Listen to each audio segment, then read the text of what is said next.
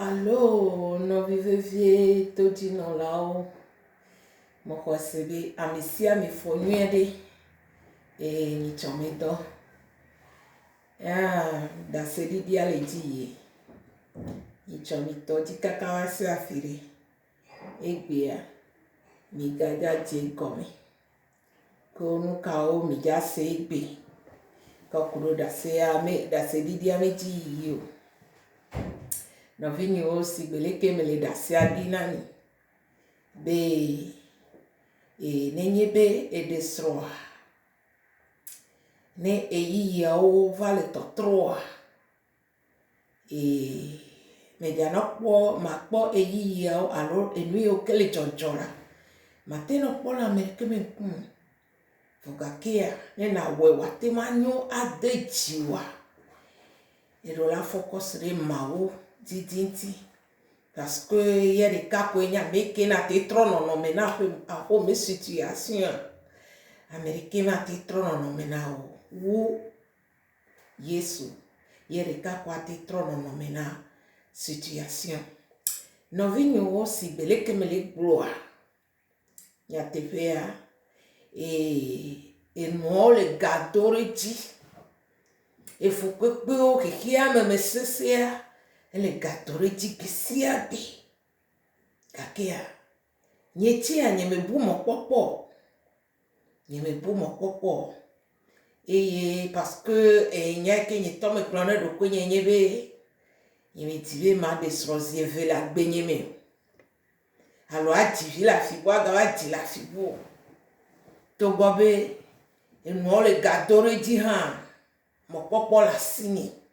et comme me donne de maounyenti yeme nyabe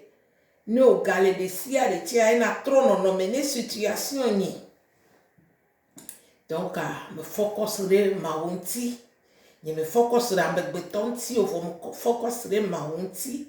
ye besia gya malekoloji le mauyo benetona no vinyo et moi le gadore di besia gbe eye nenea ne nyame gbeto la gbemea na nyabe nene yo metiti o che na kploro le situation o me kake ekporo ontogbo be na focus e na pojirudu to enu o pete ikemele toto semea et donc no vinyo il faut gbesia gbea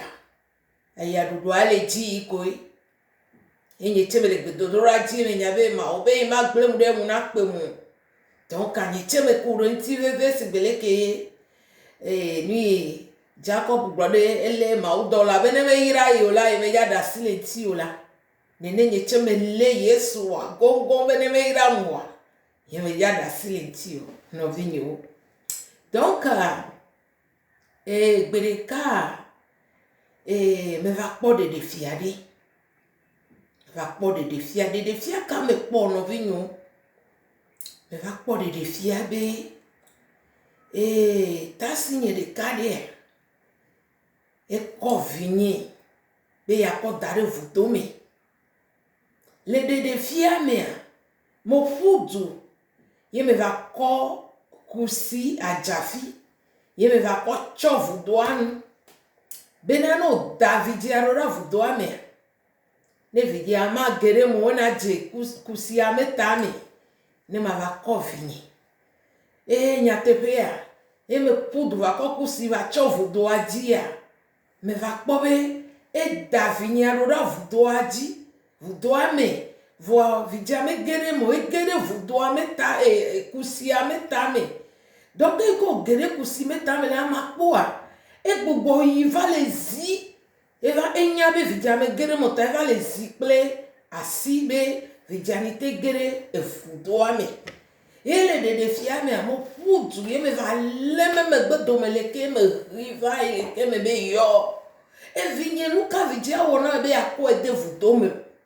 ye komele wuli domele Yesu yo kakaka kwa ye mo vidja le se ko me fo ye me fo me dogbela me ide gbedodorati kakakaka me va da si un va ke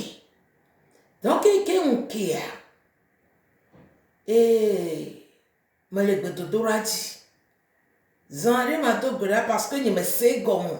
je me sais droit quoi gomo donc me le bedodora me ka maudi be ya défi amu et le nye bedodora me ga me kaka nke tolia gbela me va ko be le mi mlani otro me mi mlani e possible ezagare ka le ko le gavenio yiko tututu kwa e gboma va ko semi le vutome no vinho e gbokle fua e gere vudoa me la peame e bola pa do sami kaka unkoke o vai yo ame yo ke na tede amova amo o e kaka kaka o metede gbokle fua kaka e gbokle fua do kokoro vudoa me kapi après o va tede e gbokoko ale vudome voa de defie ke me poa me le produit me le maubia sebe me se gomo pe de defie ke me povo ye chokpo le ke me va le men ku me ro kaka ye gbokle fu va gede vudome me le se gomo me poto le bedora be mauni defiam e quoi e ke gbo agede vudome en ke o va devoir me poto le bedora di voa je me blogna le kene sonyo et c'est bien parce que ne me va blogna ni après je me sousou mi lobe ne me va gro de défi ani na va grobe o e we ke je me de ni choba ko e o ye va le nya o gro le ke la famille ni ho e ne me bue mi donc je me blogna le kene voa eto e photo de me yo yi kaka va gboa eyi me je met me nu igbe kaka va gboa yo va do gbera vo yo mbe sonya me nya e vinye ya ke gere vuto me kapi ma o yo va tro de gbodi e me be o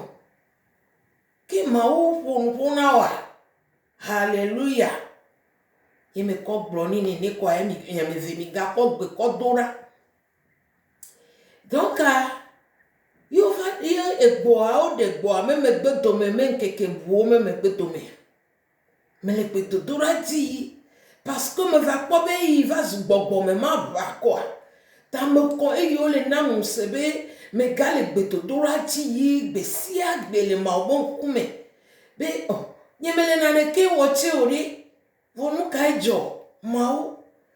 ni pere mi ati ye me le gbe do dora di gbe sia gbe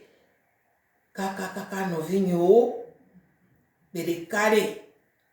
e no le di ende sia de ke je gomia na nya be nu ulenti ne na nye mauto la ne maude ne fia ola e nya de gbo maule no e la fodo foji no be na gbugbo asan le nu kame le yime nkume no e gomia na nya be na ne amegbeto likuwa ne nya megbeto ko na nya be futo tele hihia me nye be gato alo ni ke na anyo ka hia mere na kpo futo na no ti wo parce que hihia me la e satana me hihia me donc na megbeto le kpo le ke ti ado hia po mo le tv alo ni ke ma o ko no amo kpo ne le gbogbo me ta enu mi opete na be eyo metitia ena sese na ga ke nu ke na tima wa duchi le yo me eya opata me enye benuka na kure Kristo ti bene Kristo wa na te wa de okaba bena enune pe futo no vinyo eya maga kosege ye me kare jibea no vado bo no chesila na subscribe bena au fur et à mesure les vidéos les vaval et de défini à da se didio le di la bena na tema akpo pete na po nui ke